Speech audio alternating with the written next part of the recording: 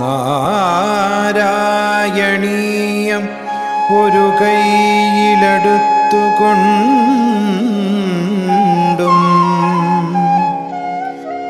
മറുകൈയിലുള്ള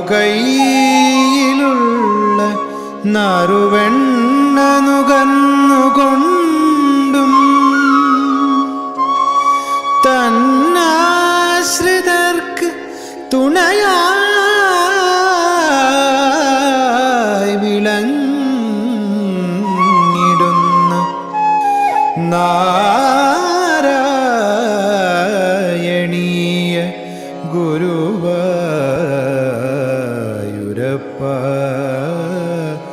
നമോ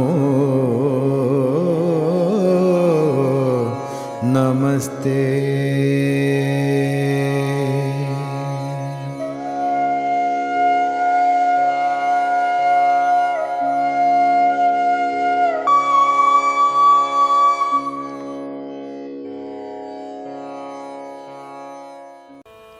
ഇനിയുള്ള 2 ശ്ലോകങ്ങൾ ശിഖരിണി വൃത്തത്തിലാണ്.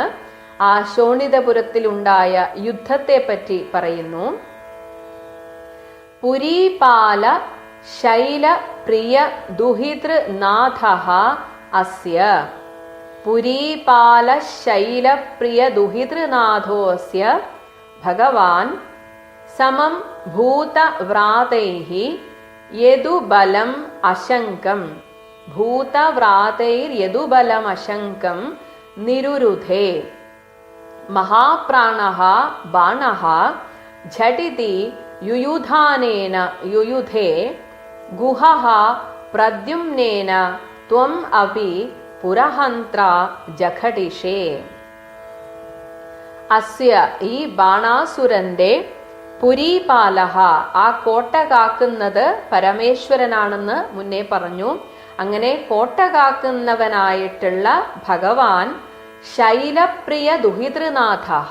ഇവിടെ ഭഗവാൻ ശിവനെ കുറിച്ച് പറയാനാണ് പറയുന്നത്. ശൈലപ്രിയ, ശൈലം ആ ഹിമപർവതം, ഹിമവൽ പർവതം, ആ പർവതത്തിന്റെ പ്രിയ ദുഹിതൃ തന്റെ പ്രിയപ്പെട്ട മകൾ, ആ മകളുടെ നാഥഃ നാഥൻ. അപ്പോൾ ഹിമവാന്റെ പുത്രിയായ പാർവതിയുടെ നാഥൻ ശിവൻ എന്ന് പറയാൻ വേണ്ടിയിട്ട് ഇത്രയും പറയാണ്, അങ്ങനെ ഒരു വിശേഷണം കൊടുക്കുകയാണ്.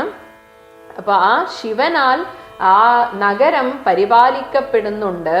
അതുകൊണ്ട് തന്നെ ഭൂതവ്രാതൈഹി തന്റെ ഭൂതഗണങ്ങളുമായിട്ട് സമം അതിനോടുകൂടെ ആ ശിവൻ യദുബലം യാദവന്മാരോട് ആ യാദവന്മാരുടെ ബലം ആ സൈന്യബലത്തെ അശങ്കം ഒട്ടും ശങ്കിക്കാതെ നിരുരുധേ തടഞ്ഞു. അപ്പൊ ഇവിടെ ശൈവ തേജസ്സും വൈഷ്ണവ തേജസ്സും തമ്മിലുള്ള ഒരു ഏറ്റുമുട്ടലാണ് നടക്കാൻ പോകുന്നത്.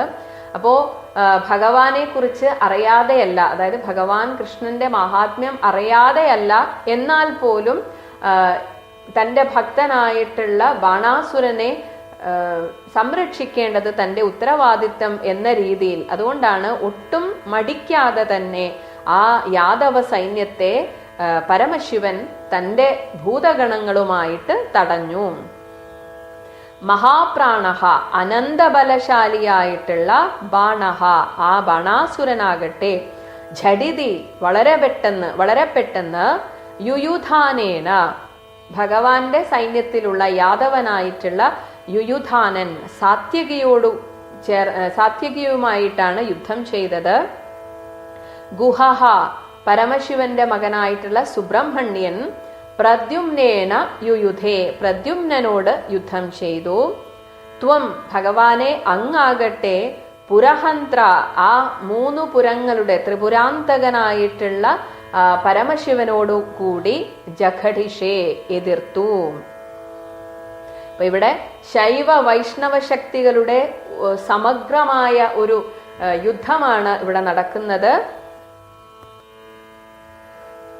എങ്കിലും തന്റെ ഭക്തനായ ബാണാസുരനു വേണ്ടിയിട്ട് പരമശിവൻ പരമാവധി തന്റെ ഭൂതഗണങ്ങളെയും എല്ലാം കൊണ്ടും അങ്ങനെ ഒരു യുദ്ധത്തിന് ഒട്ടും ശങ്കിക്കാതെ ആ യാദവ സൈന്യവുമായിട്ട് യുദ്ധത്തിന് ഒരുമ്പെട്ടു.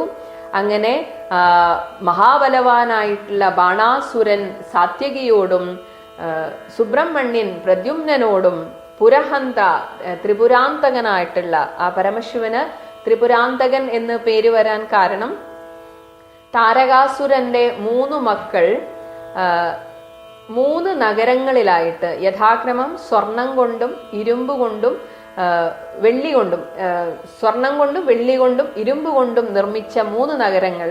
ഈ 3 നഗരങ്ങളിലും ഇവർക്ക് ഒരു വിമാനത്തിൽ എന്ന പോലെ ചുറ്റി സഞ്ചരിക്കാൻ സാധിക്കുമെന്നാണ്.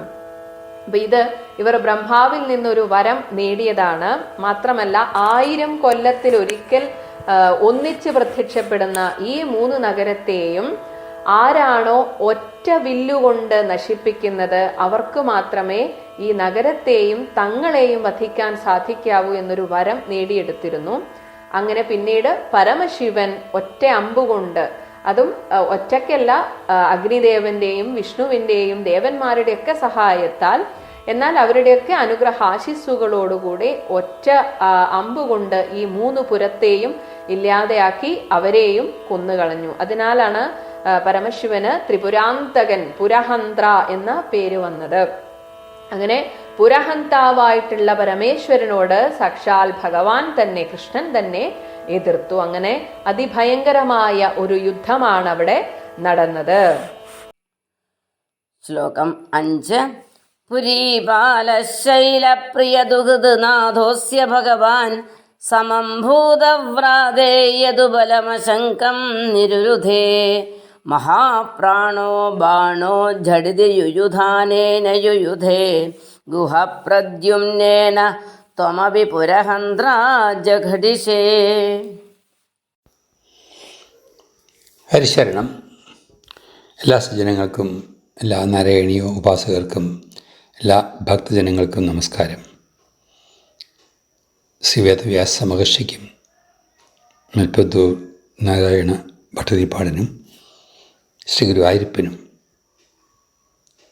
എല്ലാ പൂർവികർക്കും ഗുരുജനങ്ങൾക്കും കുടുംബദേവത, പരദേവത, ഗ്രാമദേവത തുടങ്ങിയ എല്ലാ ഈശ്വരശക്തികൾക്കും മുമ്പിൽ നമസ്കരിക്കുന്നു. ദശകം 82, ശ്ലോകം 5. ഇവിടെ ഈ ശ്ലോകം തുടങ്ങുമ്പോൾ തന്നെ ഇവിടെ ഏറ്റവും ശ്രദ്ധിക്കേണ്ടതായ ഒരു കാര്യം, ശൈവഭക്തന്മാരും വൈഷ്ണവഭക്തന്മാരും ഒരേപോലെ കേട്ടിരിക്കേണ്ടതാണ്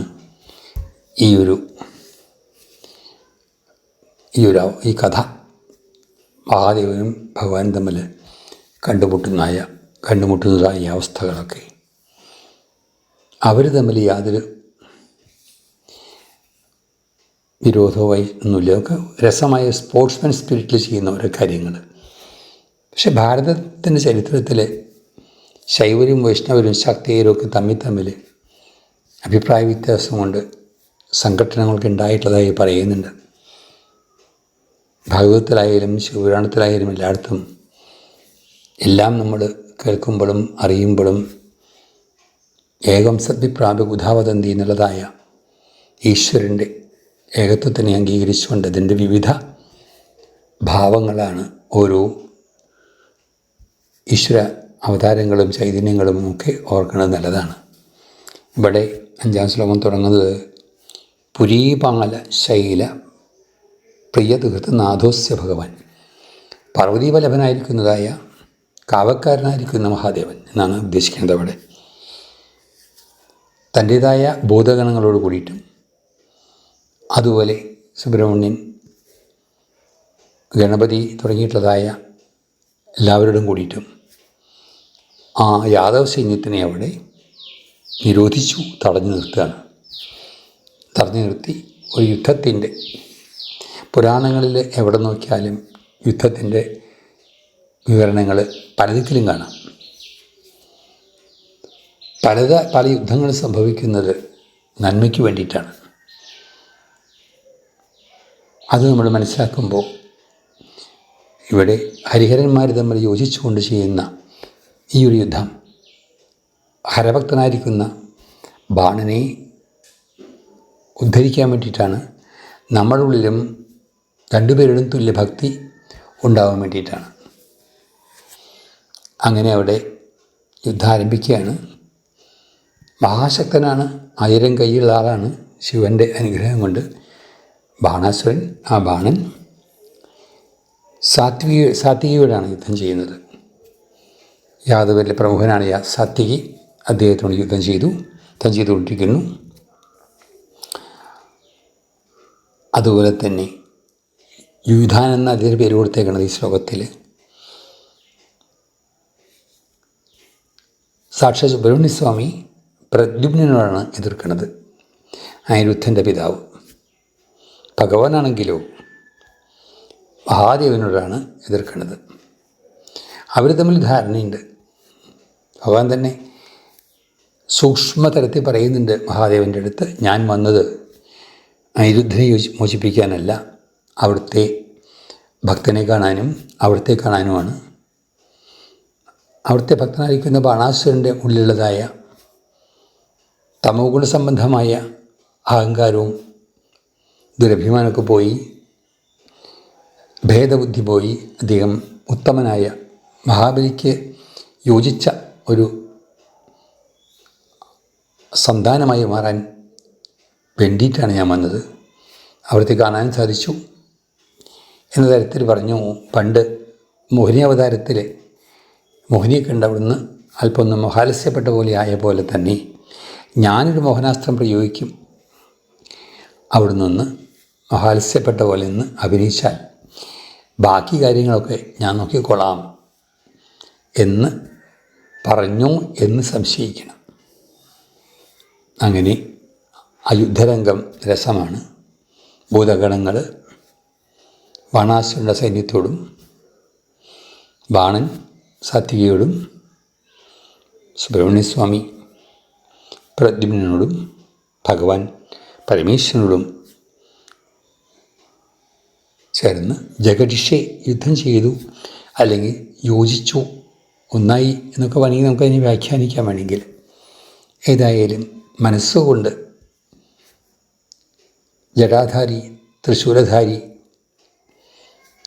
പുലിത്തോലെടുത്ത ഭഗവാൻ, ഗംഗാധാരിയായിരിക്കുന്ന മഹാദേവനും അതിസുന്ദരനായിരിക്കുന്ന ചക്രധാരി, ഗദാധാരി ആയിരിക്കുന്ന ഭഗവാനും നേരിട്ട് കണ്ടുമുട്ടുമ്പോൾ ഉണ്ടായിരുന്ന ആ ഒരു യുദ്ധം എന്ന പേരിലുള്ളതായ സംഗമം നമുക്കെല്ലാവർക്കും ഹരികന്മാരിൽ കൂടുതൽ ഭക്തി ഉണ്ടാവാൻ ഒരവസരമാവട്ടെ എന്ന് പ്രാർത്ഥിക്കുകയാണ്.